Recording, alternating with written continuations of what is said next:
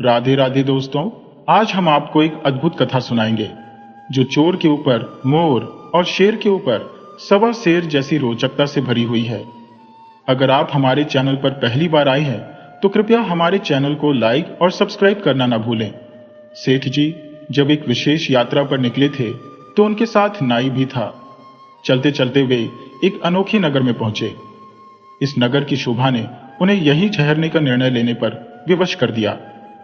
नगर में प्रवेश करते समय नाई ने देखा कि एक युवक चक्की के दो पार्टों को एक लकड़ी में बांधकर सड़क पर लुढ़काते हुए ला रहा था।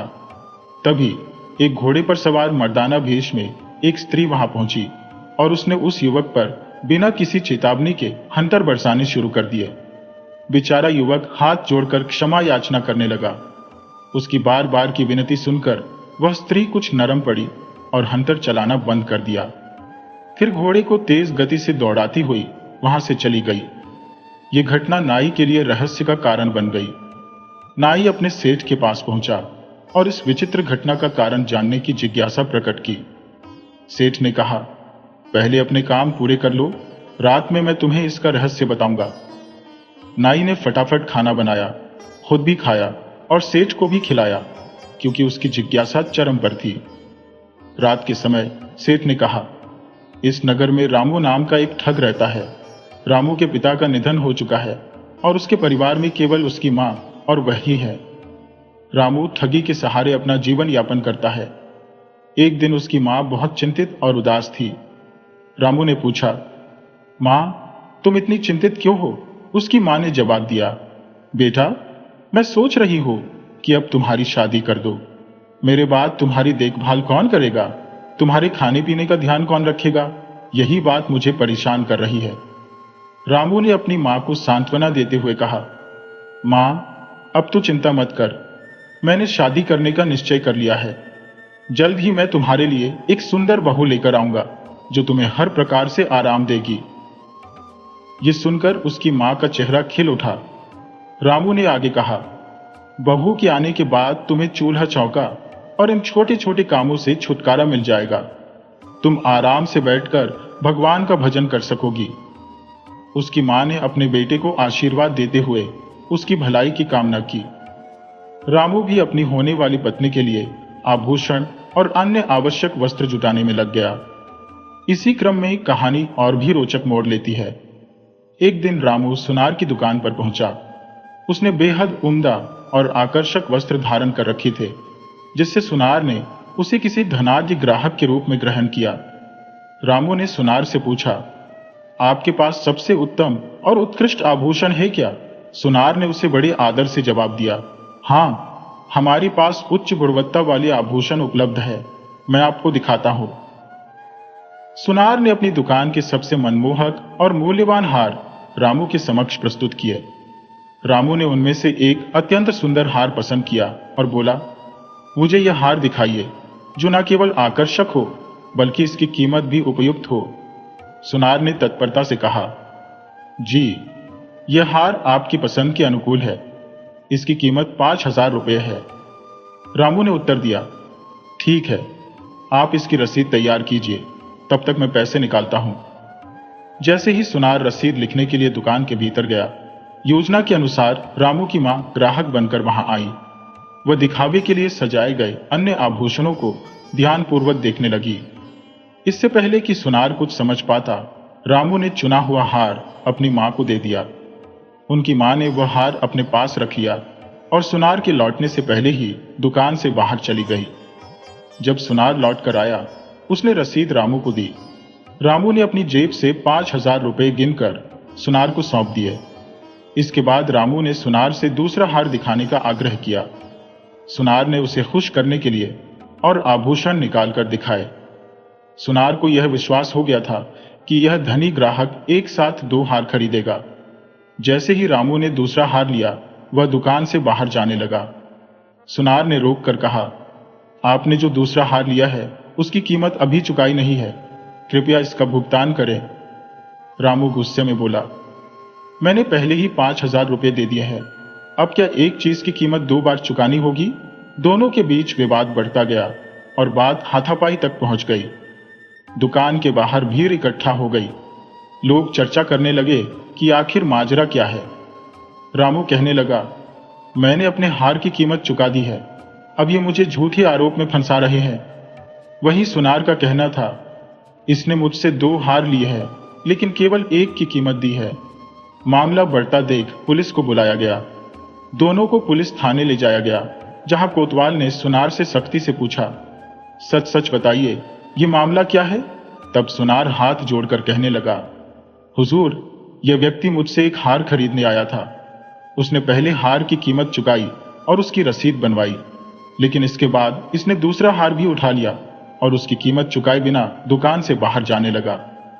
जब मैंने इसे रोका और दाम मांगे तो यह कहने लगा कि मैं पहले ही कीमत चुका चुका हूं। सुनार की बात सुनने के बाद कोतवाल ने रामू की ओर मुखातिब होकर पूछा, अब तुम बताओ, क्या यह दुकानदार सच बोल रहा है? रामू ने शांत और गंभीर स्वर में कहा, नहीं हुजूर, यह पूरी तरह झूठ है। मैंने इनसे सिर्फ 1 ही हार खरीदा है, जिसकी रसीद मेरे पास है। इसके बाद रामू ने अपनी जेब से रसीद निकाली और कोतवाल के समक्ष पेश कर दी। उसने आगे कहा, हुजूर, आप मेरी पूरी तलाशी ले सकते हैं। यदि मेरे पास दूसरा हार मिल जाए तो आप मुझे सख्त से सख्त सजा दीजिए, लेकिन अगर मेरी बात सच निकले तो इस सुनार पर कड़ा कदम उठाइए। ये न जाने कितने मासूम ग्राहकों को लूटता होगा। कोतवाल ने रामू की तलाशी ली, लेकिन उसके पास से दूसरा कोई हार नहीं मिला। यह देख सुनार का चेहरा फीका पड़ गया। उसने धीमी आवाज में कहा, हुजूर, इसने वह हार किसी और को दे दिया होगा। रामू तुरंत बोला, देखिए हुजूर, अब यह मुझ पर एक और झूठा आरोप लगा रहा है। मैं इस शहर में परदेशी हूं, यहां मेरा कोई परिचित नहीं है। मैं तो केवल अपनी पत्नी के लिए आभूषण खरीदने आया था।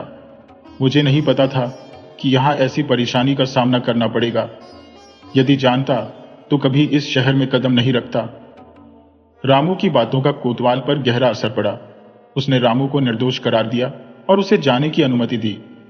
वहीं सुनार को कड़ी फटकार लगाकर वापस दुकान जाने को कहा। बेचारा सुनार लज्जित होकर दुकान लौट गया। घर पहुंचने पर रामू ने अपनी मां को वह हार सौंप दिया। 1 हार उसकी मां पहले ही ले आई थी और दूसरा रामू ने सुनार से ले लिया। दोनों अपनी योजना की सफलता पर बेहद प्रसन्न थे। अगले दिन रामू ने एक और ठगी की योजना बनाई। इस बार वह एक दवाई की दुकान पर गया और 2 किलो जलेबियां खरीदी। फिर वह नगर के बाहर एक सुनसान रास्ते पर पहुंचा। वहां उसने उन जलेबियों में कांटों से छेद किए और पास के बबूल के पेड़ पर चढ़कर उन्हें टांग दिया। कुछ जलेबियां उसने अपने पास भी रख ली। कुछ समय पश्चात रामू ने देखा कि एक व्यक्ति घोड़े पर सवार होकर उसकी ओर बढ़ रहा है। उस घोड़े पर तरह तरह का सामान लदा हुआ था और वह घोड़ा भी बेहद उम्दा नस्ल का प्रतीत हो रहा था। रामू ने तुरंत ही उस आदमी को अपना शिकार बनाने का निश्चय कर लिया। जैसे ही वह व्यक्ति उसके पास पहुंचा, रामू ने मुस्कुराते हुए कहा, आओ भाई, धूप बहुत तेज है, थोड़ी देर यहां छाया में आराम कर लो। घुड़सवार ने उसकी बात मानते हुए कहा, धूप सचमुच बहुत कड़ी है, चलो कुछ पल रुक जाता हूं। घुड़सवार जब रामू के पास बैठा तो रामू ने उसे जलेबियां पेश की। पहले तो वह अनजान व्यक्ति झिझका, लेकिन रामू के आग्रह पर उसने एक जलेबी खा ली।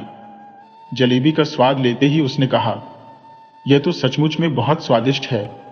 पहले तो मुझे लगा कि अनजान व्यक्ति से कुछ भी लेना सही नहीं है, लेकिन अब लगता है कि मेरा निर्णय सही था। रामू ने चतुराई से कहा, देखो भाई, ये साधारण मिठाई नहीं बल्कि फल है। अभी मैंने पास के एक पेड़ से तोड़कर लाया है। अजनबी ने आश्चर्य से कहा, नहीं भाई, ये जलेबी है, इसे तुम फल क्यों कह रहे हो? रामू मुस्कुराते हुए बोला, भाई, तुम्हें भ्रम हो रहा है, यह सच में फल है। अगर यकीन ना हो तो मेरे साथ आओ, मैं तुम्हें वह पेड़ दिखा देता हूं जहां से मैंने इन्हें तोड़ा है। रामू की बातों में आकर घुड़सवार तैयार हो गया। रामू उसे बबूल के पेड़ के पास ले गया और उस पर पहले से लटकाई हुई जलेबियां दिखाते हुए कहा, देख लो, अपनी आंखों से देख लो, ये रहे पेड़ पर लगे फल। घुड़सवार को विश्वास हो गया और भूख से मजबूर होकर उसने लालच में घोड़े की लगाम रामू को थमाते हुए कहा, भाई, तुम घोड़े को पकड़ो, मैं पेड़ पर चढ़कर कुछ और फल तोड़ लाता हूं। जैसे ही घुड़सवार पेड़ पर चढ़ा, रामू फुर्ती से घोड़े पर सवार हो गया और तेजी से उसे दौड़ा ले गया। पेड़ पर बैठे घुड़सवार को कुछ समझ आता उससे पहले ही रामू घोड़े समेत वहां से फरार हो चुका था। जैसे ही घोड़े की पीठ पर रामू ने जोरदार हंटर मारा, घोड़ा पवन से भी तेज गति से दौड़ने लगा। ये देखकर परदेसी बुरी तरह घबरा गया। वह हड़बड़ाकर बबूल के पेड़ से नीचे कूदा और चिल्लाने लगा, पकड़ो पकड़ो! लेकिन घोड़े और आदमी की रफ्तार की बराबरी कहां हो सकती थी। रामू पलक झपकते ही उसकी आंखों से ओझल हो गया। परदेसी बेबस और निराश होकर अपनी आवाजें गूंजाता रह गया। इसी बीच रामू घोड़े पर सवार होकर तेजी से आगे बढ़ रहा था कि उसे रास्ते में एक बुढ़िया दिखाई दी, जो अपनी युवा बेटी के साथ शहर की ओर पैदल जा रही थी। यह दृश्य देखकर रामू का शैतानी दिमाग एक और चाल चलने के लिए सक्रिय हो गया। रामू ने घोड़े को बुढ़िया के पास रोका और बड़े विनम्र स्वर में पूछा, माई, क्या तुम कहीं दूर से पैदल आ रही हो? बुढ़िया ने जवाब दिया, हाँ बेटा, हम 5 कोस दूर से पैदल चलकर आ रहे हैं। हमें शहर में अपने रिश्तेदार के यहां पहुंचना है। रामू ने चालाकी से कहा, माई, इतनी लंबी यात्रा के बाद तुम जरूर थक गई होगी। आओ, मेरे घोड़े पर बैठ जाओ, मैं तुम्हें शहर तक छोड़ ही दूंगा। बुढ़िया ने कहा, बेटा, मैं तो आदत की वजह से ज्यादा थकी नहीं हूं, लेकिन मेरी बेटी थक चुकी है। वह इतनी लंबी दूरी पैदल चलने की आदी नहीं है। यदि तुम वाकई भले इंसान हो तो इसे घोड़े पर बैठा लो। रामू ने मुस्कुराते हुए हामी भरी और बुढ़िया की बेटी को अपने घोड़े पर बैठा लिया। बुढ़िया पैदल चल रही थी और रामू धीरे धीरे घोड़ा आगे बढ़ाते हुए उससे बातें करता जा रहा था। बातचीत का सिलसिला कुछ देर तक यूं ही चलता रहा। कुछ दूर चलने के बाद बुढ़िया ने कहा, बेटा, सच में तू बड़ा नेकदिल और भला आदमी है। आजकल ऐसे लोग कहाँ मिलते हैं। लेकिन बेटा, तेरा नाम तो बता दे, तेरा नाम क्या है? रामू ने तुरंत जवाब दिया, माई, मेरा नाम है राजा जमाई राजा। इतना कहते ही रामू ने घोड़े को एड़ मारी और घोड़ा हवा से बातें करने लगा। घोड़े की तेज गति के साथ रामू उस बुढ़िया की बेटी को लेकर भाग निकला। पीछे छूट गई बुढ़िया यह सब देख दहाड़ मारकर चिल्लाने लगी, अरे जमाई राजा, रुको! मेरी बेटी को कहां लेकर भाग रहे हो? कोई मेरी मदद करो! जमाई राजा मेरी बेटी को भगाए ले जा रहा है। बुढ़िया की आवाज सुनकर राहगीर हंसने लगे और बोले, अरे माई, तेरी बेटी को तेरा जमाई ही तो लेकर जाएगा। इसमें शोर मचाने की क्या बात है? जमाई राजा तो अपनी पत्नी को ही साथ ले जाएगा, इसमें गलत क्या है? बेचारी बुढ़िया इस तानों और हंसी के बीच अपनी बेबसी पर रोने लगी। वह बार बार चिल्लाती रही, यह कोई जमाई नहीं है, वह मेरी बेटी को धोखे से ले गया है। लेकिन राहगीरों ने उसकी बात को मजाक समझकर अनसुना कर दिया। रामू अपनी चालाकी और शैतानी से फिर एक बार सफल हो गया और बुढ़िया हाथ मलते हुए वहीं खड़ी रह गई। उसकी बेबस पुकारें उस शातिर ठग तक नहीं पहुंच सकी, जो अब उसकी बेटी को लेकर आंखों से ओझल हो चुका था। रामू, जो अपनी शातिर चालों में माहिर था, उस युवती को अपने घर ले आया। जैसे ही उसने दरवाजा बंद किया, लड़की ने जोर जोर से चीखना शुरू कर दिया। लेकिन रामू ने तुरंत उसका मुंह कपड़े से बांध दिया और उसके हाथ पैर भी कसकर बांध दिए ताकि वह भागने की कोशिश न करे। फिर उसने अपनी मां को आवाज दी और गर्व से कहा, मां, तुम हमेशा मुझसे कहती थी कि विवाह कर लो। देखो, मैं तुम्हारे लिए एक सुंदर बहू लेकर आया हूं। यह सुनकर रामू की मां की खुशी का ठिकाना नहीं रहा। जब उसने उस लड़की को देखा तो उसकी खूबसूरती से वह दंग रह गई। लेकिन उसने पूछा, अरे बेटे, तूने इसके हाथ पैर क्यों बांध रखे हैं? खोल दे इन्हें, यह तो मेरी प्यारी बहू है। रामू ने जवाब दिया, मां, ये कोई गड़बड़ न कर दे, इसीलिए बांध दिया है। बुढ़िया ने लड़की के सिर पर हाथ फेरते हुए प्यार से कहा, बेटी, तुम तो बहुत समझदार लगती हो, अब चिल्लाओगी तो नहीं, है ना? लड़की स्थिति को भांप चुकी थी। उसने समझदारी दिखाते हुए सिर हिला दिया और संकेत किया कि वह कोई शोर नहीं करेगी। यह देखकर रामू की मां ने उसके हाथ पैर खोल दिए, लेकिन युवती ने मन ही मन ठान लिया कि वह सही समय आने पर इन्हें सबक सिखाएगी। उस रात रामू की मां ने अपनी नई बहू के लिए तरह तरह के स्वादिष्ट पकवान बनाए, अपने हाथों से उसे खाना खिलाया। युवती ने अपनी चालाकी और विनम्रता से सास और रामू दोनों का विश्वास जीत लिया। अगली सुबह युवती ने रामू से कहा, सुनिए, अब मैंने तय कर लिया है कि मैं आपकी पत्नी बनकर इस घर में रहूंगी, लेकिन इससे पहले मुझे गृहस्थी जमानी पड़ेगी। इसके लिए कुछ सामान लाना होगा। आप ऐसा करें, बाजार से एक चक्की ले आइए। मैं अपने हाथों से आटा पीसकर आपके लिए भोजन तैयार किया करूंगी। रामू को यह सुनकर बहुत खुशी हुई। उसे लगा कि लड़की अब पूरी तरह से समर्पित हो चुकी है। वह बेफिक्र होकर चक्की खरीदने के लिए बाजार चला गया, लेकिन रामू को यह अंदाजा नहीं था कि लड़की के मन में कोई और ही योजना चल रही थी। लड़की ने रामू और उसकी मां का विश्वास जीतने के साथ ही अपनी चाल चलने की तैयारी कर ली थी। कहते हैं ना, त्रिया चरित्र का भेद कोई नहीं जान पाया। उसकी असली योजना को समझ पाना रामू के बस की बात नहीं थी। वह इस बात से अनजान था कि उसकी नई बहू किस तरह उसे अपने जाल में फंसाकर पलायन की तैयारी कर रही थी। रामू, जो लड़की की बातों में पूरी तरह खो चुका था, बिना कुछ सोचे समझे बाजार की ओर बढ़ गया, यह सोचते हुए कि अब सब कुछ सही हो चुका है। लेकिन वह यह नहीं जानता था कि उसका खेल पलटने वाला है। जब उस युवती को विश्वास हो गया कि रामू अब काफी दूर निकल चुका है, तो उसने धीरे धीरे उठकर भीतर से दरवाजे की कुंडी बंद कर दी। फिर उसने तेज कदमों से रामू की मां की ओर रुख किया। रामू की मां उम्र दराज और कमजोर थी, इसलिए युवती ने एक शिकारी की फुर्ती से उस पर झपट्टा मारा। उसने रामू की मां को अधमरा कर दिया, उसके हाथ पांव बांध दिए और मुंह पर कपड़ा कसकर उसे एक कोने में पटक दिया। अब युवती ने घर की तलाशी लेनी शुरू कर दी। उसने घर के हर कोने को खंगालते हुए मूल्यवान वस्त्र, गहने, पैसे और संपत्ति को ढूंढ ढूंढ कर एक बड़े थैले में भर लिया। ये सब वही चीजें थी जिन्हें रामू ठगी करके लाया करता था। इसके बाद उसने अपने जनाने वस्त्र बदलकर मर्दाना पोशाक पहन ली और पुरुष का रूप धर लिया। थैले को उसने घोड़े की पीठ पर रखा और स्वयं भी सवार होकर बड़ी शान से घर से बाहर निकल गई। रामू की मां बेबस होकर यह दृश्य देखती रह गई। अब युवती के इस चतुराई भरे पलटवार ने साबित कर दिया कि ठग रामू के ऊपर सवा सेर भारी पड़ चुका था। युवती जब मर्दाने भेष में घोड़े पर सवार होकर बाजार पहुंची, तो उसने देखा कि सामने से रामू आ रहा था। रामू बड़ी मुश्किल से चक्की के दोनों पाटों को लकड़ी के डंडे में फंसाकर घसीटते हुए ला रहा था। युवती ने रामू के पास जाकर अपने घोड़े को रोका और सख्त लहजे में बोली, अरे नालायक, ये क्या कर रहा है? सरकारी सड़क पर चक्की के पाट घसीटकर उसे खराब कर रहा है।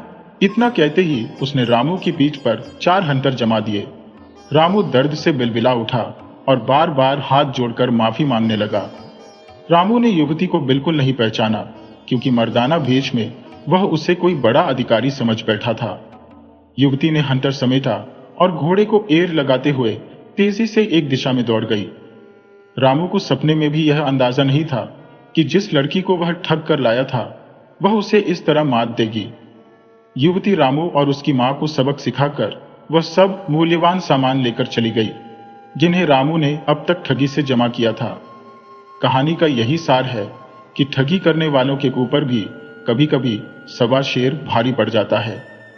अगर आपको यह कहानी रोचक लगी हो तो कृपया इसे लाइक करें, चैनल को सब्सक्राइब करें और अपने दोस्तों के साथ शेयर करें। राधे राधे।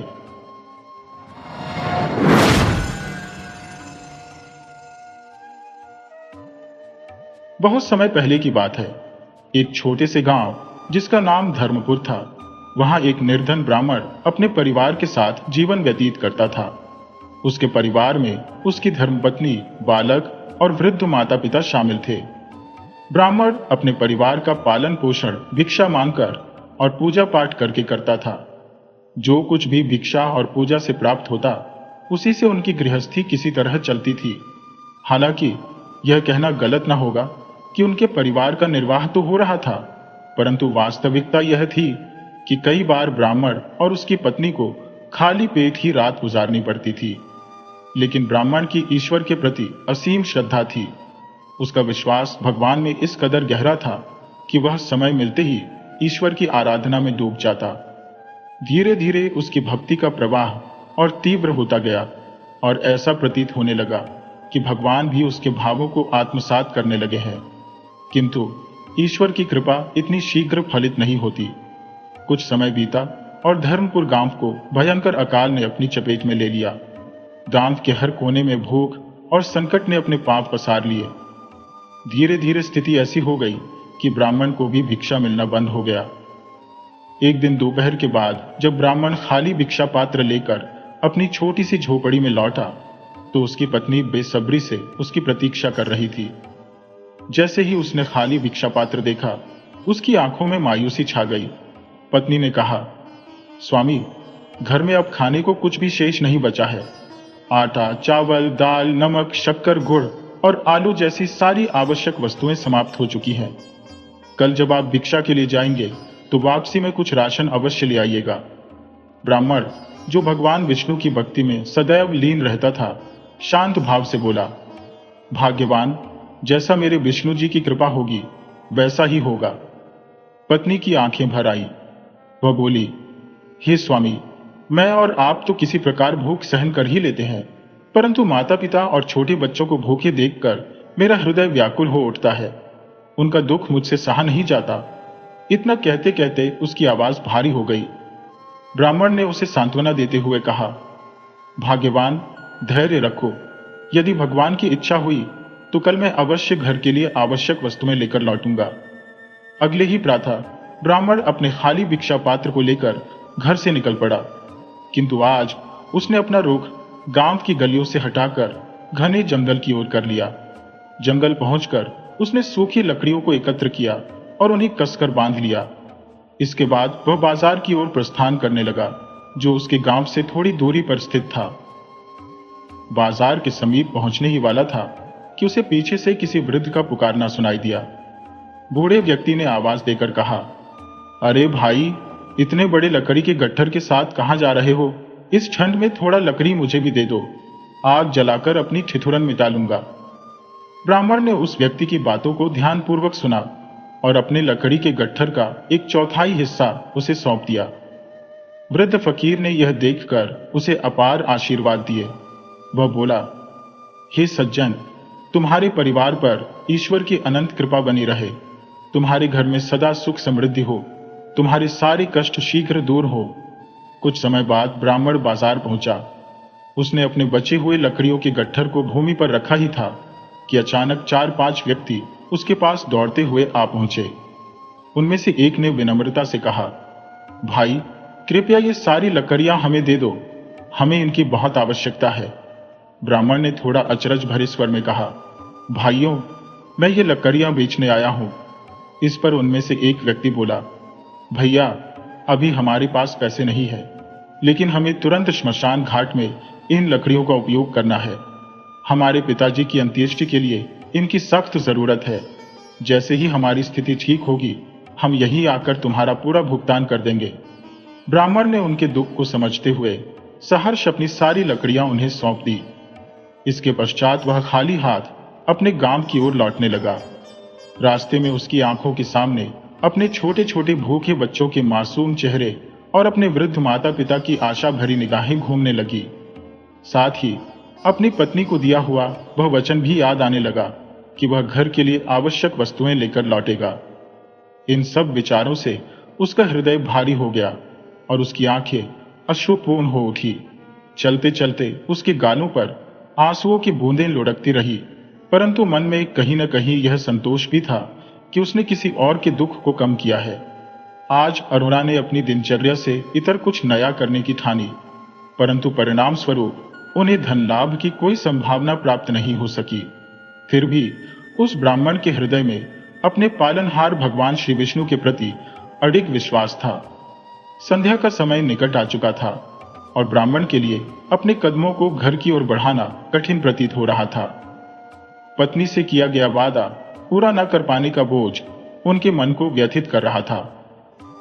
गांव के प्रवेश से पहले मार्ग में एक विशाल पीपल का वृक्ष खड़ा था, जहां ब्राह्मण प्रायः ध्यानस्थ होकर प्रभु के नाम का कीर्तन किया करते थे।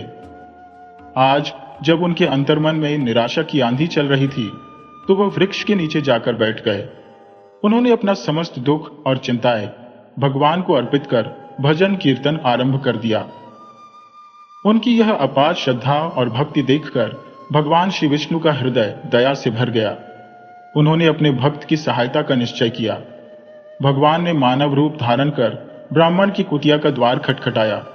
दरवाजा खोलते ही ब्राह्मण की पत्नी ने प्रश्न किया, आप कौन है? भगवान मुस्कुराते हुए बोले, देवी, सेवक की पहचान क्या होती है? जैसे आपके पति अपने आराध्य के सेवक है, वैसे ही मैं उनका सेवक हूं। ये राशन का सामान ब्राह्मण जी ने मेरे द्वारा भेजा है, कृपया इसे स्वीकार करें। ये सुनकर ब्राह्मण की पत्नी ने द्वार पूरा खोल दिया। फिर जो दृश्य सामने आया उसने उन्हें विस्मित कर दिया। घर में इतना राशन आने लगा कि प्रत्येक कोना भर गया। पत्नी ने आश्चर्यचकित होकर पुनः पूछा, क्या सच में यह सब मेरे पति ने भिजवाया है? भगवान बोले, हाँ देवी, आज किसी सच्चे दानी ने उनके भिक्षा पात्र में भरपूर दान दिया है, उसी का यह प्रतिफल है। अब और स्थान बताइए, क्योंकि यह आशीर्वाद अनवरत आने वाला है। धीरे धीरे संध्या ने विदा ली और रात का अंधकार अपनी चादर फैलाने लगा। घर में भरा हुआ सामान देखकर बच्चे अत्यंत प्रसन्न हो गए। वे कभी चीनी के बोरे से चीनी निकाल कर छकते तो कभी गुड़ का स्वाद लेते। उनकी प्रसन्नता का ठिकाना न था। उधर ब्राह्मण की पत्नी को चिंता सता रही थी कि इतने सामान के बावजूद उनके पति अभी तक घर क्यों नहीं लौटे। सामान व्यवस्थित करते करते वह थक चुकी थी, परंतु परिवार के अन्य सदस्य, विशेषकर बच्चे, आनंद और उत्साह में सराबोर थे। घर में भरा हुआ सामान भगवान की कृपा का जीवंत प्रमाण बन चुका था। उधर राममन जी अब तक घर नहीं लौटे थे, लेकिन घर में सामान आने का सिलसिला अब भी अनवरत चल रहा था। अंततः ब्राह्मण की पत्नी ने दोनों हाथ जोड़ते हुए निवेदन किया, सेवक जी, शेष सामान हमारे घर के बगल वाली खाली जगह पर रखवा दें। कठिन दिनों में मेरे पतिदेव गांव के लोगों से भिक्षा लाकर ही परिवार का गुजारा करते थे, परंतु अब गांव के हालात बेहतर नहीं है, इसलिए जब वे लौट आएंगे तो आवश्यक चीजें छोड़कर बाकी सारा सामान हम अपने गांव वासियों को समर्पित कर देंगे। मुझे अभी अपने पति को ढूंढने भी जाना है, क्योंकि वे अब तक लौटे नहीं हैं। भगवान ने मुस्कुराते हुए कहा, जैसा आप चाहें देवी। संभवतः आपके स्वामी प्रभु की भक्ति में लीन होंगे।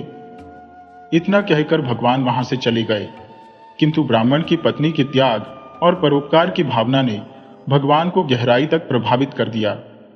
परिजनों ने ब्राह्मण की खोज आरंभ की। जब वे पीपल के वृक्ष के नीचे भजन में लीन दिखाई दिए तो सभी उनकी ओर बढ़ने लगे। परिजनों को अपनी ओर आते देखकर ब्राह्मण चिंतित हो गए कि शायद परिवारजन भूख से व्याकुल होकर उन्हें ढूंढने निकले हैं। इसके पहले कि ब्राह्मण कुछ बोलते, उनकी पत्नी ने कहा, स्वामी, आज दान में आपको इतना सामान कैसे मिल गया? यह सुनकर ब्राह्मण क्षण भर के लिए अचंभित हो गए, परंतु बच्चों के हर्षित चेहरों को देखकर उन्हें समझ आ गया कि यह प्रभु की कृपा के सिवाय और कुछ नहीं हो सकता। पत्नी ने आगे कहा, स्वामी, हमारा भाग्य कैसा अद्भुत है कि दानदाता आपके आने से पहले ही घर में इतना सारा सामान पहुंचा गया। अब घर का हर कोना भर चुका है। मैंने शेष सामान बाहर रखवा दिया है, क्योंकि घर में और जगह नहीं है। ये सुनकर ब्राह्मण मुस्कुराए और बोले, देवता की कृपा ऐसी ही होती है। जब वे देना प्रारंभ करते हैं तो लेने वाले थक जाते हैं, परंतु उनकी कृपा का भंडार कभी खाली नहीं होता। घर लौटने के बाद ब्राह्मण और उनकी पत्नी ने अपनी आवश्यकता का सामान रखकर शेष सभी चीजें गांववासियों में बांट दी। गांव के लोग उनकी उदारता और निःस्वार्थ भाव से इतने प्रभावित हुए कि उनका हृदय कृतज्ञता से भर गया। भगवान की कृपा से न केवल ब्राह्मण का परिवार बल्कि पूरा गांव सुख शांति से समृद्ध हो गया। जहां सच्चे भक्त और प्रभु का आशीर्वाद हो, वहां दुख टिक ही नहीं सकता। चारों ओर सुख शांति का साम्राज्य स्थापित हो गया।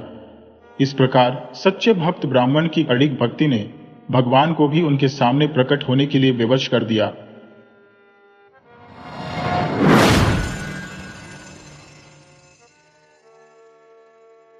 राधे राधे दोस्तों, आज हम आपको सुनाएंगे एक अद्भुत कहानी।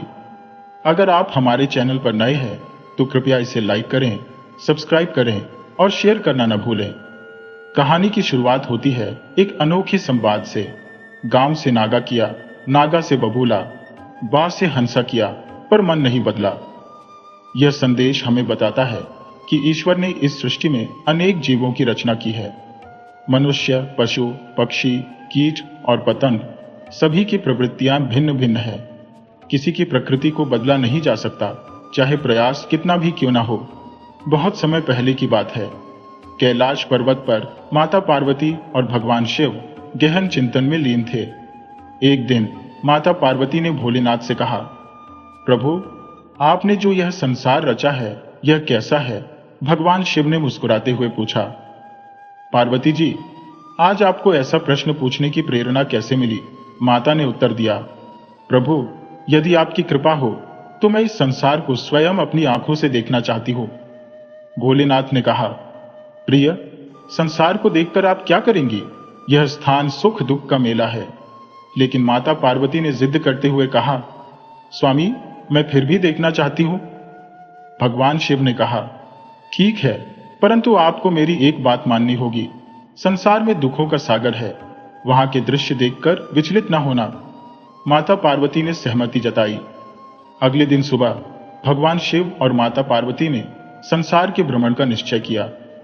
शिवजी ने माता को आकाश मार्ग से अपने रचे हुए संसार की शोभा दिखानी आरंभ की।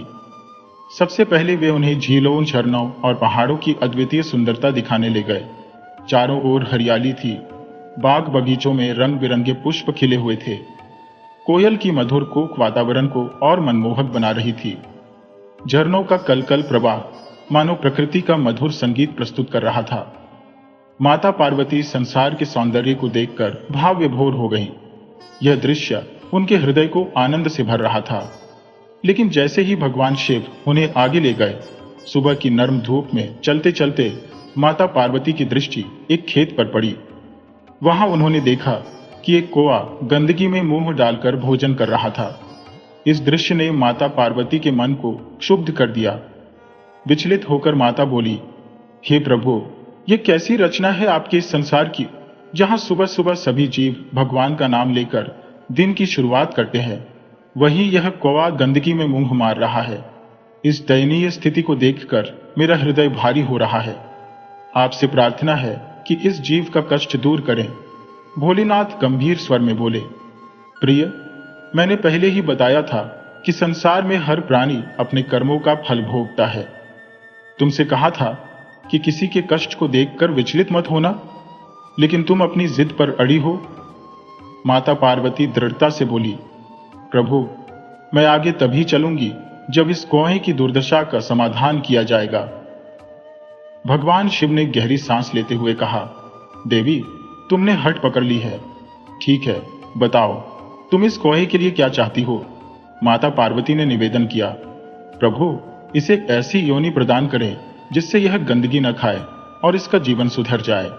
भोलेनाथ ने सहमति जताते हुए कौए को उसकी वर्तमान योनि से मुक्त कर नाग की योनि में परिवर्तित कर दिया।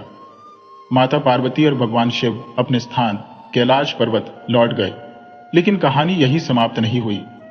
नाग, जो पहले कौआ था, अपनी नई योनि में असहज था। उसे नागों के स्वाभाविक आहार और व्यवहार का कोई ज्ञान नहीं था। वह गंदगी नहीं खा सकता था और उसे यह भी पता नहीं था कि नाग क्या खाते हैं। भूख से व्याकुल वह तड़पने लगा, असहाय होकर जीवन यापन करने लगा।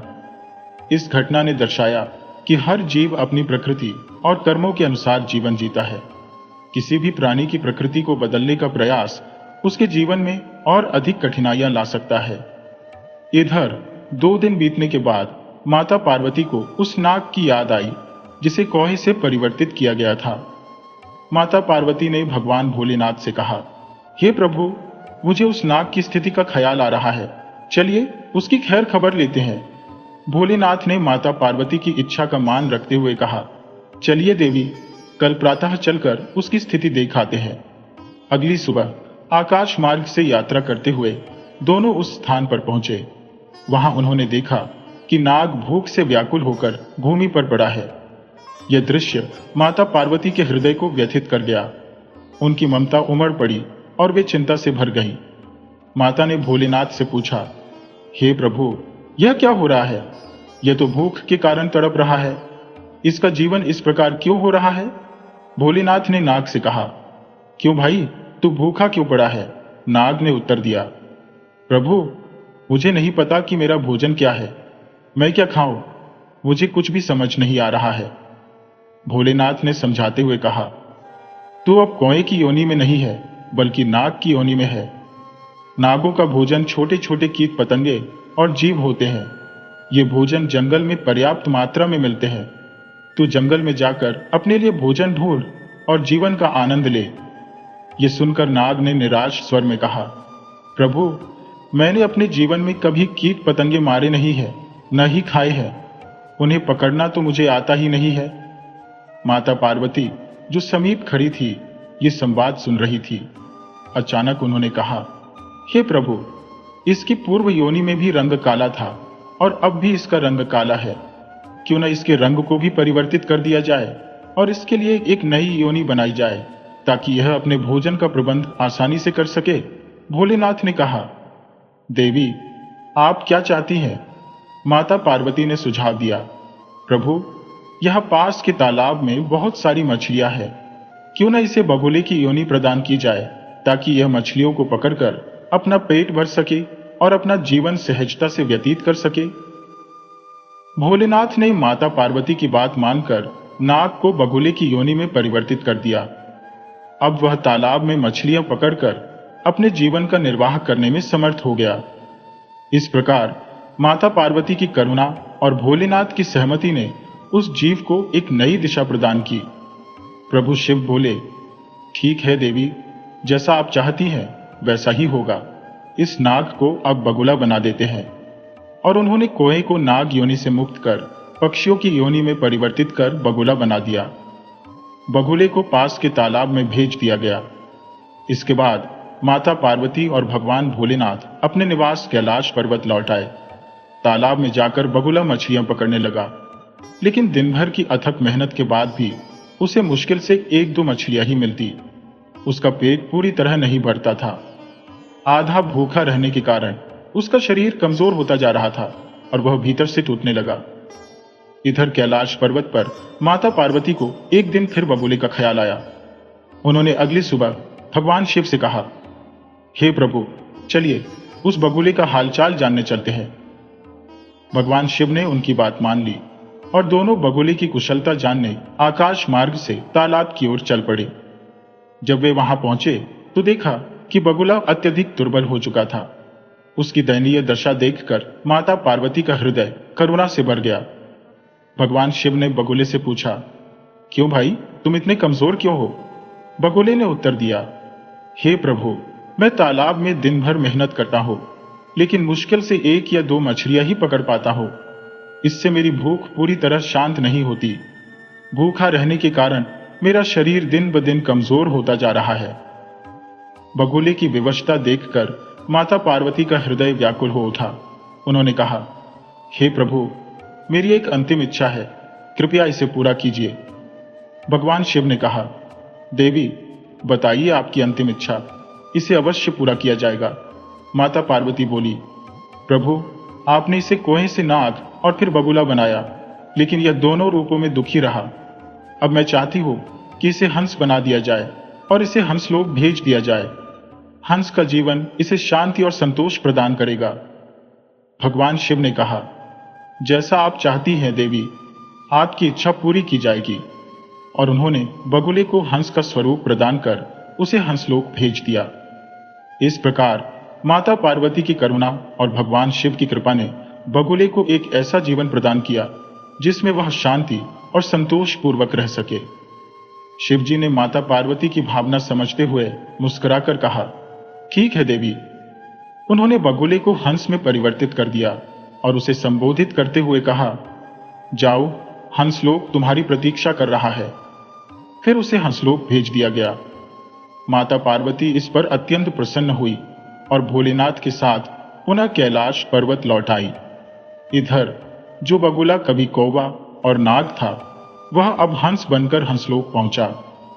वहां उसका जीवन अत्यंत सुखमय हो गया। समय के साथ वह हंसलोक की अद्भुत छटा में रम गया और अपने नए स्वरूप का आनंद लेने लगा। एक दिन देवलोक में भव्य समारोह का आयोजन हुआ।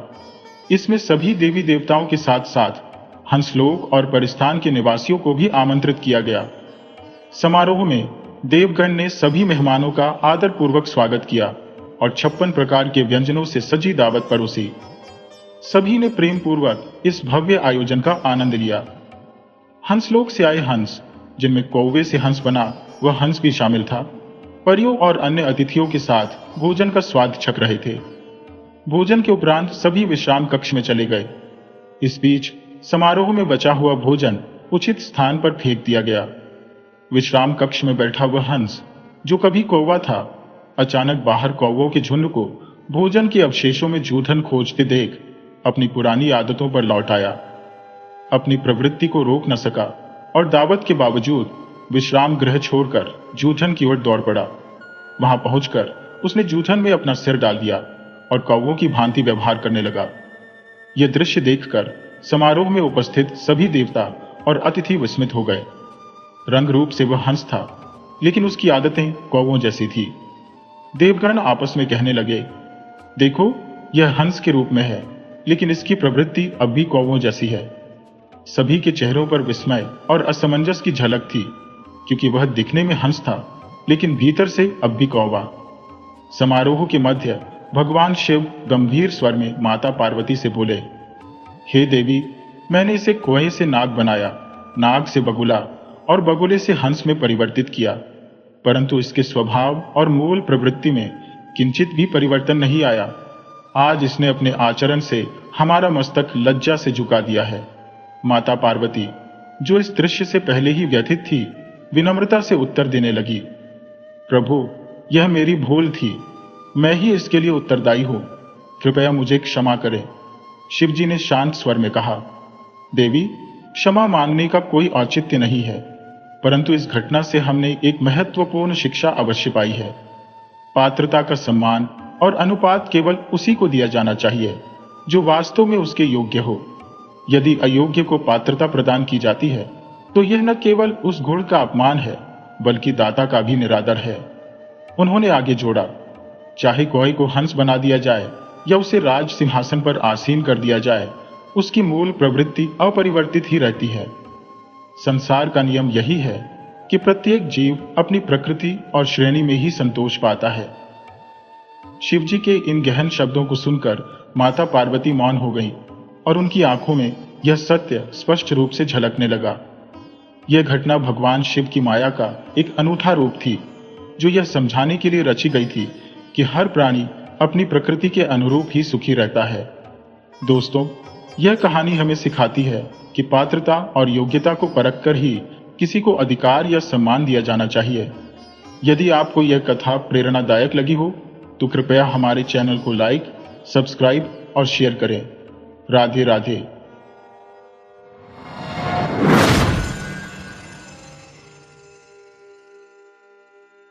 हिमालय के पर्वतीय क्षेत्रों में ब्रह्म कमल को एक अत्यंत पवित्र फूल माना जाता है। यहाँ के लोगों का विश्वास है कि ब्रह्म कमल के दर्शन मात्र से ही जीवन के सभी पाप नष्ट हो जाते हैं। इस फूल के संबंध में अनेक रोचक किंवदंतियां और मिथ कथाएं प्रचलित है। इनमें कहीं इसे देवलोक का फूल बताया गया है, तो कहीं इसे एक अभिशप्त साधु कहा गया है। एक प्रचलित किंवदंती के अनुसार ब्रह्म कमल परिलोक की एक अभिशप्त परी है। बहुत समय पहले की बात है। कहते हैं कि उस समय परिलोक की परियां धरती पर आती थी, यहां दिन भर विचरण करती थी और रात का अंधेरा होने के पहले वापस चली जाती थी। परियों को धरती की स्वच्छ साफ पानी की नदियां, झरने, बड़े बड़े तालाब और ऊंचे ऊंचे पर्वत बहुत अच्छे लगते थे। परियां हमेशा जंगलों में ऐसे स्थान पर आती थी जहां दूर दूर तक कोई आदमी ना हो। परियां आदमी से बहुत डरती थी और यदि उन्हें कोई आदमी दिखाई पड़ जाता था तो वे उसके पास आने के पहले उड़ जाती थी और वह स्थान छोड़ देती थी। इसके बाद वह किसी नए स्थान की खोज करती थी और फिर वहां आना आरंभ कर देती थी। परियों को धरती पर अनेक बार कई मुसीबतों का सामना भी करना पड़ा, लेकिन उन्हें धरती इतनी अच्छी लगती थी कि वे धरती पर आने का मोह छोड़ नहीं पाती थी और जब भी उन्हें अवसर मिलता वे धरती पर अवश्य आ जाती थी। परीलोक की परियां तो धरती पर प्रायः आती रहती थी, किंतु परियों की रानी धरती पर कभी नहीं आई। उसने अपनी बेटी को भी धरती पर कभी नहीं आने दिया। रानी परी ने अपनी मां से सुन रखा था कि धरती बहुत सुंदर है, किंतु धरती पर खतरे भी कम नहीं है। अतः उसने यह निश्चय कर लिया था कि वह धरती पर कभी नहीं जाएगी। परियों की राजकुमारी अर्थात रानी परी की बेटी छोटी थी। वह अपने साथ की बड़ी परियों से हमेशा धरती की सुंदरता और धरती के लोगों की किस्से कहानियां सुना करती थी। उसे उसके साथ की परियां प्रायः बताती रहती थी कि वे धरती की नदियों, झीलों, तालाबों में खूब नहाती और तरह तरह की जल क्रीड़ाएं करती है। धरती पर बड़े बड़े सुंदर वृक्ष हैं, जिन पर तरह तरह के रंग बिरंगे फूल खिलते हैं और मीठे मीठे फल लगते हैं।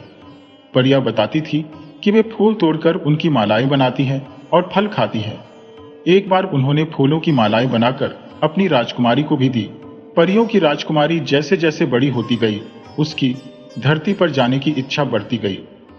वह धरती पर आकर यहाँ के पहाड़, नदियां, झीलें, तालाब, झरने, पेड़ पौधे, फल फूल, जंगली जीव जंतु, पशु पक्षी आदि देखना चाहती थी और अन्य परियों के समान इनका आनंद लेना चाहती थी। रानी परी को अपनी बेटी की इस इच्छा के बारे में जब मालूम हुआ तो वह बहुत नाराज हुई और उसने धरती पर जाने वाली परियों का अपनी बेटी से मिलना पूरी तरह बंद करा दिया। धीरे धीरे काफी समय बीत गया। परियों की राजकुमारी अब अपनी मां रानी परी जैसी दिखाई देने लगी थी। वह बहुत सुंदर थी। उसका गोरा रंग और सुनहरे बाल साफ बताते थे कि वह परियों की राजकुमारी है। परियों की राजकुमारी कुछ समय तक तो रानी परी की कैद में अकेली रही, लेकिन जब उससे यह सहन नहीं हुआ तो उसने चुपचाप महल के बाहर निकलना और धरती पर जाने वाली परियों से मिलना आरंभ कर दिया। परियों की राजकुमारी अन्य परियों से इस तरह मिलती थी कि रानी परी को पता नहीं चलता था। एक बार परियों की राजकुमारी ने अपने साथ की परियों से धरती पर उसे ले चलने का आग्रह किया। सभी परियां रानी के क्रोध से बहुत डरती थी, अतः उन्होंने परियों की राजकुमारी को साथ ले चलने से मना कर दिया। परियों की राजकुमारी बहुत जिद्दी थी। वह वापस अपने महल के बगीचे में आ गई और एक स्थान पर छिप गई। प्रातः काल का समय था। धरती पर आने वाली परियों ने अपने अपने पंख लगाए और धरती की ओर चली। इसी समय परियों की राजकुमारी बाहर निकली और वह भी अपने पंख लगाकर परियों के पीछे पीछे चल पड़ी। धरती पर जाने वाली परियों को इसका पता नहीं चला। परियां आगे आगे उड़ती रही और परियों की राजकुमारी चुपचाप उनका पीछा करती रही। परियों ने कभी कल्पना भी नहीं की थी कि परियों की राजकुमारी उनके पीछे पीछे आ रही है। वे अब धरती के बहुत पास आ गई थी। अचानक परियों की राजकुमारी को छींक आ गई। परियों ने पीछे मुड़कर देखा तो घबरा गईं। उन्होंने तुरंत आपस में कुछ बातें की और यह निर्णय लिया कि वे धरती पर नहीं जाएंगी और वापस परीलोक चली जाएंगी। उन्होंने अपना निर्णय परियों की राजकुमारी को भी बता दिया। परियों की राजकुमारी बहुत जिद्दी थी। उसने पहले तो सभी परियों से अनुरोध किया कि वे उसे धरती पर अपने साथ ले चलें, लेकिन जब परियां तैयार नहीं हुई तो उसने परीलोक लौटने से इनकार कर दिया और उन्हें यह भी बता दिया कि वह अकेली ही धरती पर जाएगी। सभी परियां असमंजस में पड़ गईं। वे जानती थी कि परियों की राजकुमारी बहुत जिद्दी है और वह बिना धरती पर पहुंचे वापस परीलोक नहीं जाएगी। परियां रानी परी से भी बहुत डरती थी, अतः परियों की राजकुमारी को छोड़कर वे परीलोक नहीं लौट सकती थी। अंत में सभी ने मिलकर यह निर्णय लिया कि वे परियों की राजकुमारी को धरती पर ले जाएंगी और कुछ समय रुककर जल्दी ही परीलोक वापस लौट जाएंगी। परियों की राजकुमारी खुश हो गई। धरती पास ही थी, अतः कुछ ही समय में सभी परियां धरती पर आ गईं। वे एक सुनसान जंगल में बड़े से तालाब के किनारे उतरी थी। यह स्थान बहुत सुरक्षित था। यहाँ परीलोक की सभी परियां प्रायः आती रहती थी। परियों की राजकुमारी को यह स्थान बहुत अच्छा लगा। उसने कभी सोचा भी नहीं था कि धरती इतनी सुंदर होगी। सभी परियों ने अपनी राजकुमारी के साथ तालाब में स्नान किया, कुछ देर जल क्रीड़ा की और परीलोक वापस लौटने के लिए अपने अपने पंख लगाकर तैयार हो गईं। किंतु परियों की राजकुमारी अभी धरती पर रुकना चाहती थी और कुछ नए स्थान देखना चाहती थी। परियों ने अपनी राजकुमारी को बहुत समझाया, लेकिन जिद्दी राजकुमारी नहीं मानी। परियां अकेले वापस नहीं लौट सकती थी, अतः उन्हें राजकुमारी की बात माननी पड़ी। परियों ने अपनी राजकुमारी को बहुत से जंगल, जंगली जीव जंतु, पशु पक्षी आदि दिखाए और अंत में हिमालय के बर्फीले पहाड़ों पर आ गईं। परियों की राजकुमारी को बर्फ से ढके ऊंचे ऊंचे पहाड़ बहुत अच्छे लगे। उसका मन हो रहा था कि वह परीलोक न लौटे और यही धरती पर रह जाए। परियों की राजकुमारी ने अपने मन की बात अपने साथ आई। परियों से कही तो कुछ परियां नाराज हो गईं और कुछ उसे समझाने लगी। परिया अपनी राजकुमारी को यह समझाने का प्रयास कर रही थी कि यह धरती उतनी सुंदर नहीं है जितनी सुंदर वह समझ रही है। इस धरती पर बाघ, शेर, चीता, तेंदुआ जैसे हिंसक जीव, बड़े बड़े राक्षस और देव दानव भी रहते हैं जो बड़े खूंखार और खतरनाक होते हैं। अतः उसे वापस परीलोक लौट चलना चाहिए। परिया अपनी राजकुमारी को यह सब समझा रही थी, तभी अचानक न जाने कहां से एक दानव प्रकट हो गया और अट्टहास करने लगा। दानव को देखते ही परियों के होश उड़ गए। वे अपनी अपनी जान बचाकर भागी और जिसे जहां जगह मिली वहां छिप गई। परियों की राजकुमारी ने एक विशालकाय दानव को देखा तो उसे भी डर लगा, लेकिन वह भागी नहीं। दानव ने परियों की राजकुमारी को देखा तो उसके रूप पर मोहित हो गया। उसने आगे बढ़कर परियों की राजकुमारी को उठाया, अपने कंधे पर लादा और पहाड़ के पीछे जाकर गायब हो गया। पहाड़ी जंगल में वृक्षों और पत्थरों की आड़ में छिपी परिया अपनी राजकुमारी को ले जाते हुए दानव को देखती रही। वे दानव की शक्ति से परिचित थी, अतः वे न बाहर निकली और न चीखी चिल्लाई। परी लोक से धरती पर आने वाली परिया परेशान हो उठी। उनकी समझ में नहीं आ रहा था कि क्या करें और क्या न करें।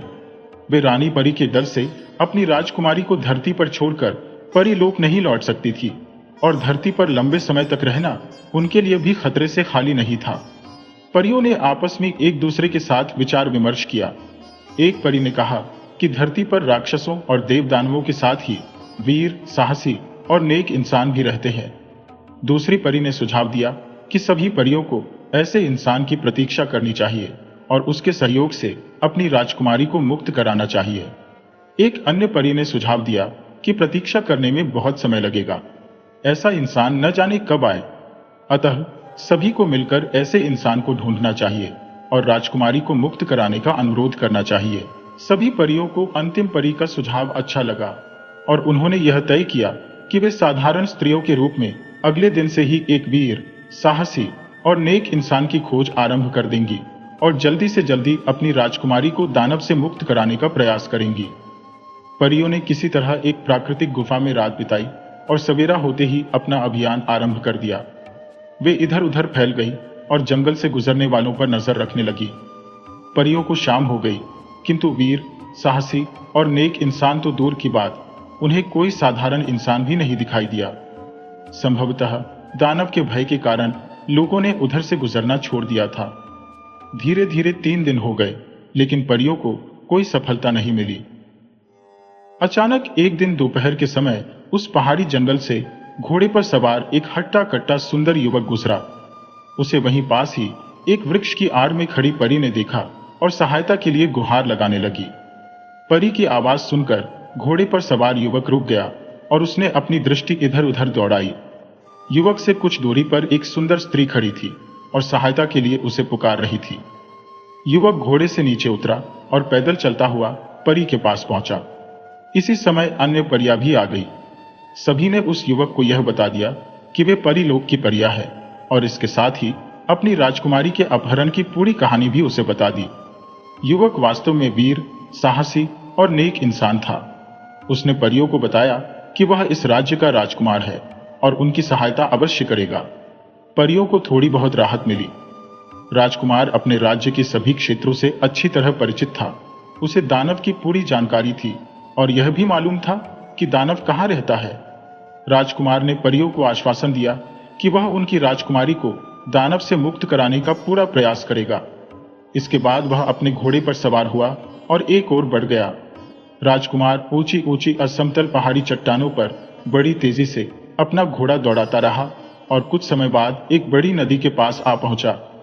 इस नदी के किनारे अनेक बड़ी बड़ी गुफाएं थी। राजकुमार ने अपनी तलवार निकाली और एक गुफा के सामने आकर खड़ा हो गया। यह दानव की गुफा थी। गुफा के द्वार पर एक भारी पत्थर अड़ा हुआ था।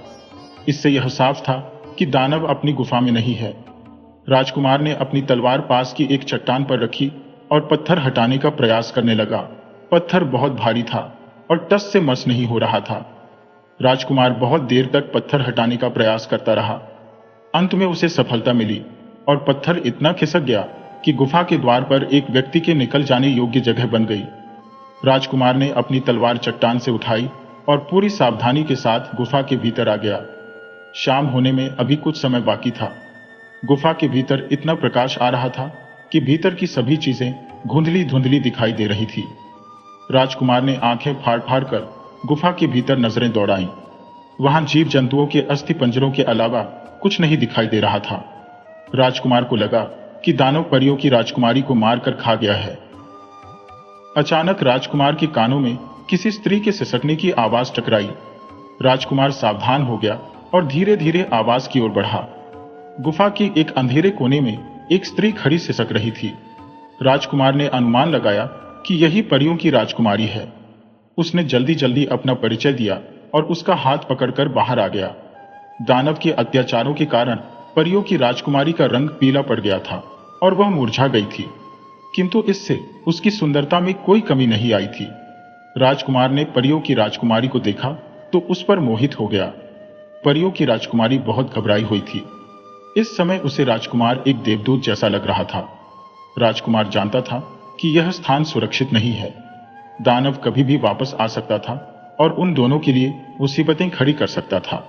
अतः राजकुमार ने परियों की राजकुमारी को घोड़े पर बैठाया और स्वयं भी घोड़े पर सवार हो गया। राजकुमार का घोड़ा अभी 2-4 कदम भी आगे नहीं बढ़ा था कि न जाने कहां से दानव प्रकट हो गया और घोड़े के सामने खड़ा हो गया।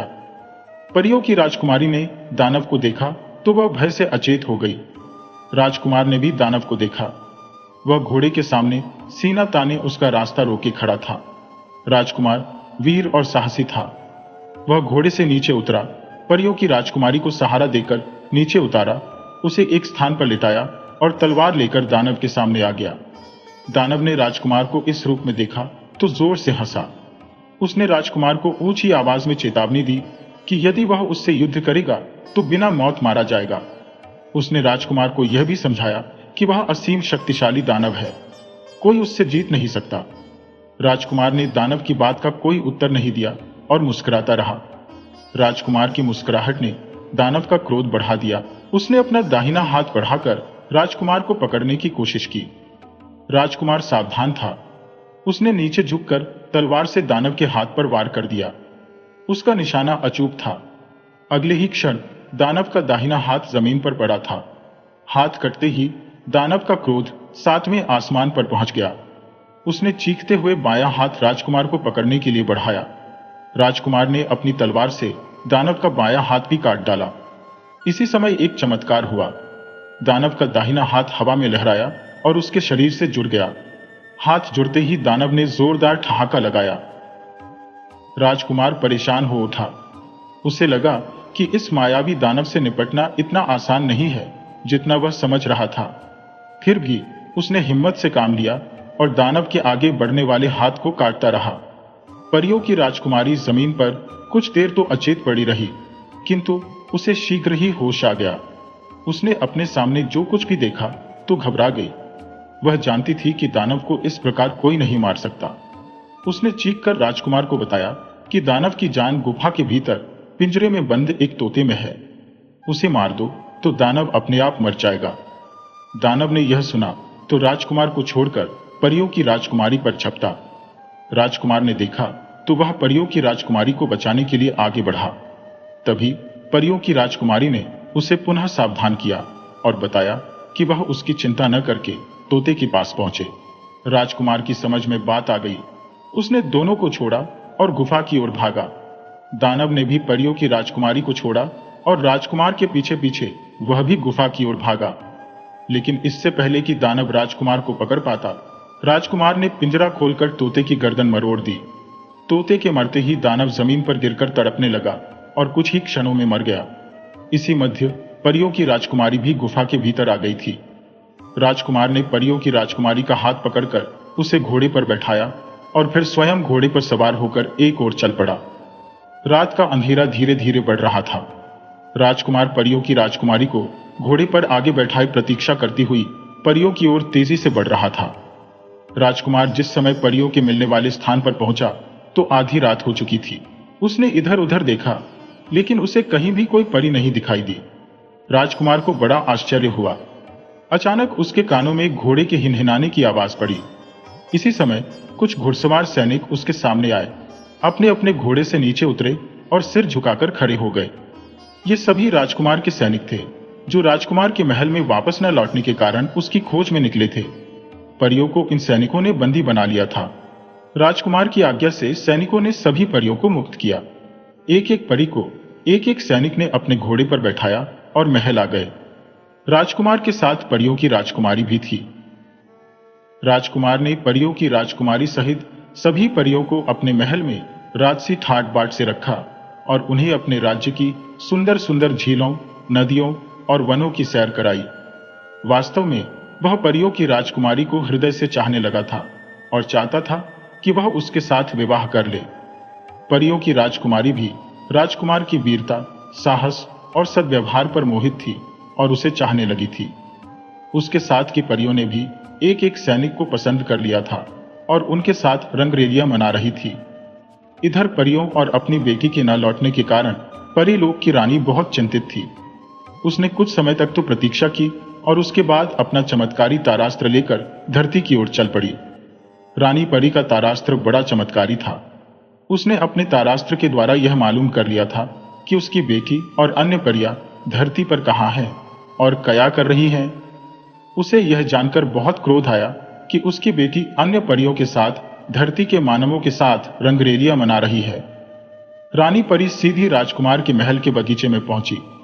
परियों की राजकुमारी इस समय राजकुमार का सिर अपनी गोद में लिए हुए किसी मधुर विषय पर बातें कर रही थी। उसने अपने सामने रानी परी को देखा तो उसके होश उड़ गए। रानी परी बहुत क्रोध में थी। परियों की राजकुमारी ने राजकुमार का सिर अपनी गोद से हटाया और उठकर खड़ी हो गई। इसी समय परीलोक की अन्य परियां भी अपने अपने साथी सैनिकों के साथ आ गईं। रानी परी ने सभी परियों को जलती हुई आंखों से देखा और उन्हें परीलोक वापस चलने का आदेश दिया। लेकिन परियों ने अपने अपने सिर नीचे कर लिए और अपने अपने साथी का हाथ पकड़ लिया। रानी परी की समझ में आ गया कि बात बहुत आगे बढ़ चुकी है। उसने अपने क्रोध पर नियंत्रण किया और अपनी बेटी सहित सभी परियों को धरती के मानव और उनकी बुराइयों के विषय में बताकर परीलोक लौटने के लिए समझाने लगी। रानी परी ने सभी को बहुत समझाया, लेकिन उसकी बेटी सहित सभी परियों ने परीलोक लौटने से साफ इनकार कर दिया। रानी परी ने सभी को बहुत समझाया, लेकिन जब उसकी बात किसी ने नहीं मानी तो उसे क्रोध आ गया और उसने अपने तारास्त्र की चमत्कारी शक्ति से अपनी बेटी को ब्रह्म कमल बना दिया और उसके साथ ही राजकुमार को पानी का कमल बना दिया। इसके साथ ही उसने अन्य परियों और उनके साथी सैनिकों को भी तरह तरह के फूलों में बदल दिया और दुखी हृदय से परीलोक लौट आई।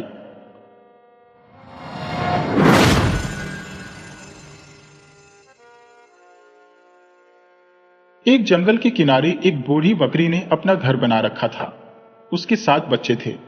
7 मेमनों के साथ वह आराम से अपने दिन गुजार रही थी। बकरी बड़ी मेहनती और कामकाजी थी।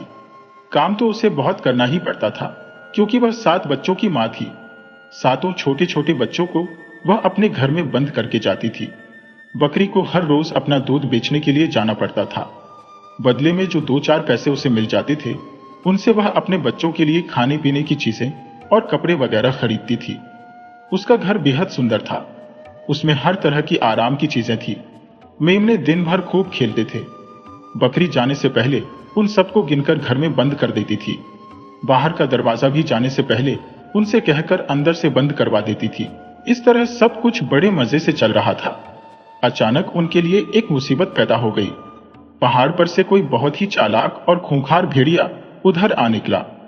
वह उस मकान का चक्कर लगाने लगा। पास आने की उसकी हिम्मत नहीं होती थी, क्योंकि वह बूढ़ी बकरी से डरता था। अब जब बूढ़ी बकरी अपना दूध बेचने के लिए जाने लगी तो उसे अपने बच्चों की चिंता हुई। वह उन्हें अपने साथ नहीं ले जा सकती थी। इसलिए उसने सबसे बड़े मेमने को अपने पास बुलाया और उससे कहा, देखो बेटा, तुम सबसे बड़े हो। तुम्हारे सभी भाई बहन तुमसे छोटे हैं। तुम जरा होशियारी से रहना। अंदर से दरवाजा बंद कर लेना। जब तक मैं ना आ जाऊं तब तक दरवाजा मत खोलना। वह भेड़िया बड़ा चालाक है। मेरे जाने के बाद वह तुम लोगों को खाने के लिए यहां आएगा और घर में घुसने की कोशिश करेगा। तुम किसी भी हालत में दरवाजा मत खोलना। बड़ा मेमना मैं करके बोला, ठीक है मां, तुम किसी तरह की फिक्र मत करो। मुझे उस चालाक भेड़िए के बारे में पता है। जब तक तुम नहीं आओगी मैं दरवाजा नहीं खोलूंगा। बूढ़ी बकरी बोली, ठीक है, तुम ऐसा ही करना, लेकिन याद रखो वह भेड़िया बड़ा चालाक है। वह तुमसे दरवाजा खुलवाने के लिए कई तरह के बहाने बनाएगा। हो सकता है वह यहाँ आकर दरवाजे के पीछे से मेरी बोली की नकल करे और तुमको धोखा देने की कोशिश करे, लेकिन तुम उसके बहकावे में मत आना। वह कितनी ही कोशिश करे, लेकिन अपनी मोटी आवाज और काले पैर छिपा नहीं सकेगा। तुम उसे पहचान लेना और उसकी चाल में मत आना, वरना वह अंदर घुसकर तुम में से एक को भी जिंदा नहीं छोड़ेगा और सबको खा जाएगा। यह कहकर बूढ़ी बकरी वहां से रवाना हो गई। बड़े मेमने ने भीतर से दरवाजा बंद कर लिया। फिर सब बच्चे खिड़की में इकट्ठे होकर हाथ हिला हिलाकर अपनी मां को विदा करने लगे। बूढ़ा भेड़िया एक पेड़ के पीछे छिपकर बैठा हुआ था और वहां से सब कुछ देख रहा था। बकरी के जाने के थोड़ी ही देर बाद वह दरवाजे पर जा पहुंचा। बच्चों को खाने के लिए उसकी लार टपकने लगी। उसने अपनी मोटी और भद्दी आवाज को छिपाते हुए बड़े आहिस्ता से दरवाजा खटखटाया और कहा, खोलो बच्चों, दरवाजा खोलो। मैं आ गई। अपनी मां से डरने की तुम्हें कोई जरूरत नहीं है। तुम दरवाजा खोल दो। मैं तुम्हारे लिए बहुत अच्छी अच्छी मिठाइयां लाई हूं। बकरी के बच्चों ने समझा कि मां आ गई है, इसलिए वे सब उससे मिलने के लिए दरवाजे की तरफ दौड़े। बड़ा मेमना उनसे ज्यादा समझदार था। वह किसी भी हालत में दरवाजा खोलने के लिए राजी नहीं हो रहा था, लेकिन सबसे छोटा बच्चा बहुत देर तक अपनी मां से अलग नहीं रह सकता था। उसने जिद करके अपने बड़े भाई से कहा, दरवाजा खोल दो ना, बाहर मां खड़ी आवाज दे रही है। लेकिन बड़े मेमने ने दरवाजा नहीं खोला। भेड़िए की आवाज सुनकर वह बोला, तुम मां नहीं हो? मेरी मां तो सामान लाने के लिए बाजार गई हुई है। भेड़िए भाई, हम लोगों ने तुम्हें पहचान लिया है, तुम यहां से चले जाओ। भेड़िया निराश होकर वहां से लौट आया, लेकिन अभी उसने हार नहीं मानी थी। बच्चों को खाने के लिए उसका मन ललचा रहा था। अचानक उसे एक चाल सूझी और वह दौड़ता हा शहर में एक दवाई वाले के पास पहुंचा और अपनी आवाज मीठी करने के लिए उससे कुछ मीठी गोलियां मांगी। दवाई वाले ने उसे अपने पास की सारी मीठी गोलियां दे दी। भेड़िया गोलियां खाकर घुर्राकर बोला, ये कैसी गोलियां हैं? इनसे तो मेरी आवाज मीठी हुई ही नहीं। जल्दी से कोई ऐसी दवाई दो जिससे मेरी आवाज मीठी हो जाए, वरना मैं तुम्हें खा जाऊंगा। दवाई वाला डर गया, लेकिन उसके पास आवाज को मीठी बनाने की कोई दवाई नहीं थी। उसने भेड़िए को बहकाने के लिए उसे बहुत सी खड़िया मिट्टी खाने को दे दी। भेड़िए को देर हो रही थी, इसलिए वह जल्दी जल्दी खड़िया खाकर दौड़ता हुआ फिर से बकरी के घर पर जा पहुंचा। खड़िया खाने से उसकी आवाज कुछ साफ हो गई थी। उसने दरवाजा खटखटाया और कहा, खोलो बच्चों, खोलो, मैं आ गई। मैं तुम्हारे लिए बेहद अच्छी अच्छी चीजें और कपड़े लाई हूं। यह कहकर वह दो पंजे दरवाजे पर टिकाकर खड़ा हो गया और सुराख में से देखने लगा कि देखें बच्चे क्या करते हैं। बकरी के बच्चे बेहद डरे हैं थे। उन्होंने जब दरवाजे पर आवाज सुनी तो वे भी चुपचाप सुराख में से झांकने लगे। उन्हें दरवाजे पर दो बड़े बड़े काले पंजे दिखाई दिए। वे लोग चिल्लाए, अरे ये तो वही भेड़िया है। भेड़िया, देखो इसके काले काले पंजे दिखाई दे रहे हैं। बड़ी मेमने ने अंदर से चिल्लाकर कहा, भाग जा भेड़िए, भाग जा, दरवाजा नहीं खुलेगा। यह सुनकर भेड़िया फिर अपना समूह लेकर वहां से लौट आया। कुछ दूर जाकर भेड़िए ने सोचा, ये बच्चे बड़े चालाक मालूम होते हैं। मुझे कोई और चाल सोचनी पड़ेगी। मुझे जल्दी ही कुछ करना चाहिए, वरना फिर मौका हाथ से निकल जाएगा और बकरी वापस लौट आएगी। वह दौड़ता हुआ एक नानबाई के यहां पहुंचा। नानबाई आटा सानकर रोटी बनाने की तैयारी कर रहा था। भेड़िए ने कहा, भैया मेरे पंजे जल गए हैं, मुझे थोड़ा आटा दे दो। नानबाई ने उसको आटा दे दिया। इस आटे को उसने अच्छी तरह से अपने पंजों पर मल लिया। आटे में सनने के कारण अब उसके पंजे सफेद से हो गए थे। वह फिर से दौड़ता हुआ बकरी के घर जा पहुंचा और दरवाजा खटखटाया। बकरी के बच्चे ने इस बार जब सुराख से देखा तो उन्हें भेड़िए के काले पंजे नहीं दिखाई दिए। भेड़िया इस बार चालाकी करके सुराख के सामने आटे में सने हुए पंजे रखे हुए था। बकरी के बच्चों ने समझा कि इस बार सचमुच मां आ गई और उन्होंने तुरंत दरवाजा खोल दिया। दरवाजे के खुलते ही भेड़िया चीखता हुआ घर में घुस गया। बच्चे डरकर इधर उधर भागे, लेकिन भेड़िए ने दौड़ दौड़कर एक एक को पकड़ा और सीधे अपने गले के नीचे उतार लिया। एक एक करके वह 6 बच्चों को निगल गया, लेकिन 7वां और सबसे छोटा बच्चा जान बचाकर एक डिब्बे में छिप गया। भेड़िए ने उसकी ओर कोई ध्यान नहीं दिया। अब उसका पेट भर गया था। इसके अलावा वह इधर उधर की भाग दौड़ से बहुत थक भी गया था। वह घर से बाहर आया। कुछ दूर एक झाड़ी के पास पहुंचकर उसकी छाया में लेटकर वह आराम करने लगा। थोड़ी ही देर में उसे गहरी नींद आ गई। इतने में उधर बकरी लौटकर अपने घर आई। दरवाजा खुला देखकर उसे बड़ा आश्चर्य हुआ। मारे डर के उसका दिल धड़कने लगा। कमरे में घुसते ही उसे मालूम हो गया कि कोई दुर्घटना घटी है। उसने जोर जोर से अपने बच्चों को आवाज दी, लेकिन बच्चे वहां होते तब तो बोलते। जब उसने सबसे छोटे बच्चे का नाम लेकर पुकारा तो वह मिमियाता हुआ डिब्बे से बाहर निकल आया। बाहर आते ही वह अपनी मां से चिपट गया और पूछने लगा, मां, मां, वह भेड़िया कहाँ गया? वह मेरे सारे भाई बहनों को खा गया। बूढ़ी बकरी ने छोटे बच्चे को अपने गले से लगा लिया। उसकी आंखों से आंसू बह रहे थे। वह बहुत दुखी थी। अब घर में बैठने को उसका मन नहीं हो रहा था।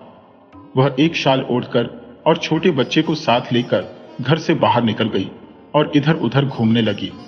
घूमते घूमते वे दोनों उस जगह जा पहुंचे जहां भेड़िया झाड़ी के नीचे लेटा आराम कर रहा था। वह बकरी के 6 बच्चों को निगलकर बड़ा खुश मालूम हो रहा था और गहरी नींद में सोया पड़ा था। उसको इस तरह सोया हुआ देखकर बकरी को बड़ा गुस्सा आया। वह उसे सजा देने के उपाय सोचने लगी। उसने जरा आगे बढ़कर भेड़िए के पेट को ध्यान से देखा। उसे लगा कि अंदर कोई हिलडुल रहा है। उसे यह समझते देर न लगी कि भेड़िए ने जल्दबाजी में बच्चों को सीधा उठाकर अपने गले से नीचे उतार लिया था। बकरी को लगा कि बच्चे अब भी भेड़िए के पेट में उछल कूद मचा रहे हैं।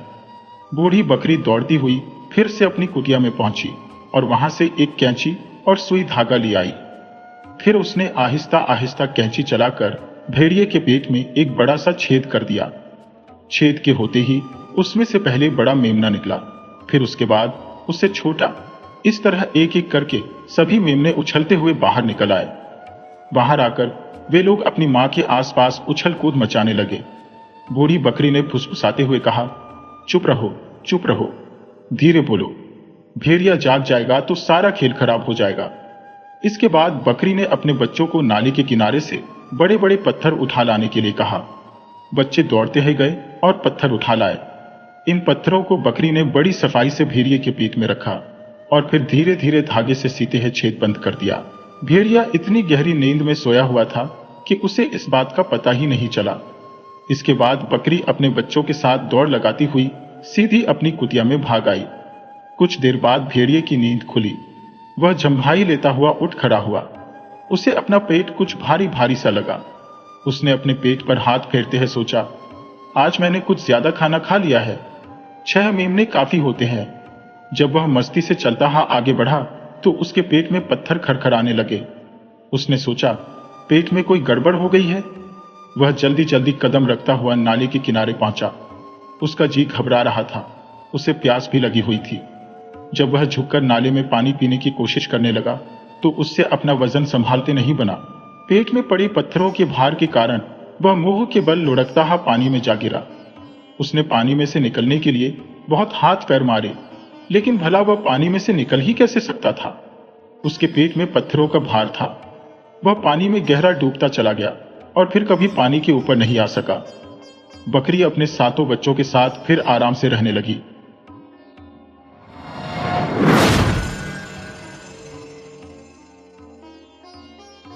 एक नगर में एक धनी व्यापारी रहता था। उसकी 3 बेटियां थी। बड़ी बेटी का नाम ब्लिस, मंझली का नाम ब्लॉसम और सबसे छोटी बेटी का नाम ब्यूटी था। तीनों बहनों में ब्यूटी सबसे सुंदर थी।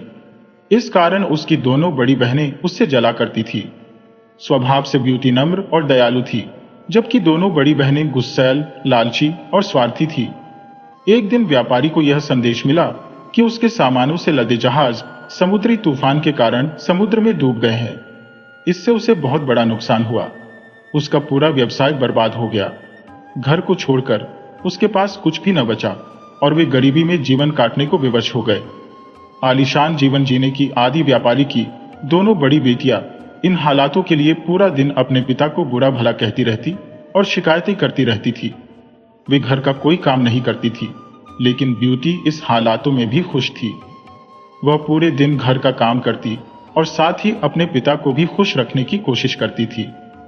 कुछ महीनों बाद एक दिन व्यापारी को पता चला कि उसका एक जहाज बंदरगाह पर पहुंच गया है। उसके तुरंत ही बंदरगाह जाने की तैयारी कर ली। जाने से पहले उसने अपनी तीनों बेटियों से पूछा कि वापसी में वह उनके लिए क्या लेकर आए। दोनों बड़ी बेटियों ने सुंदर कपड़े, जूते, मोतियों का हार और इसी तरह की अन्य चीजें लाने के लिए कहा। ब्यूटी अपने पिता की हालत जानती थी, इसलिए उसने अपने पिता से बस एक सुंदर लाल गुलाब का फूल लाने को कहा। जब व्यापारी बंदरगाह पहुंचा तो उसने देखा कि उसके जहाज का पूरा सामान नष्ट हो चुका है। साथ ही उसका जहाज भी टूट फूट गया है और किसी काम का नहीं रह गया है। थका हारा निराश व्यापारी वापस घर की ओर लौटने लगा। वापस लौटते लौटते रात हो गई। रास्ते में एक घना भयानक जंगल था। व्यापारी जल्दी से जल्दी उस जंगल को पार कर लेना चाहता था, लेकिन तभी अचानक ही शुरू हुए तेज आंधी तूफान ने उसे घेर लिया। उस तूफान में सफर जारी रख पाना असंभव था। आश्रय की खोज में वह इधर उधर भटकने लगा। तभी उसे उस भयानक जंगल में एक स्थान पर रोशनी दिखाई पड़ी। जब वह पास पहुंचा तो उसे रोशनी से नहाया हुआ महल नजर आया।